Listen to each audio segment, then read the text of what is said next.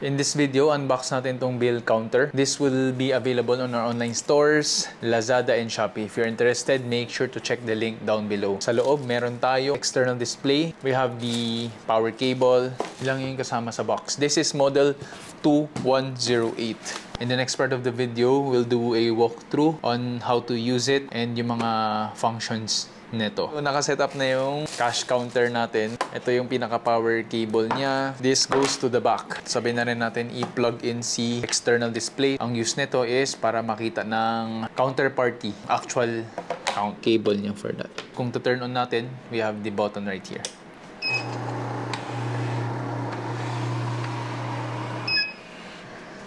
We have the counter here. Nakaharap to sa atin. Then, ito yung naka-display sa kausap nyo for the counter. Then, we have two modes. We have auto mode and we have manual mode. So, to test this cash counter, may bills ako dito para ma-check na yung unit. Lalapag nyo lang siya, tapos mag-isa na siya gagalaw dapat.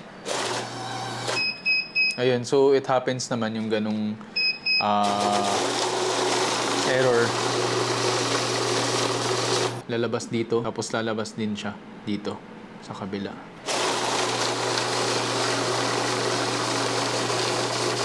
Naglagay ako dito sa gitna ng papel, tapos dapat madedetect siya. Ayun, na-detect nga siya.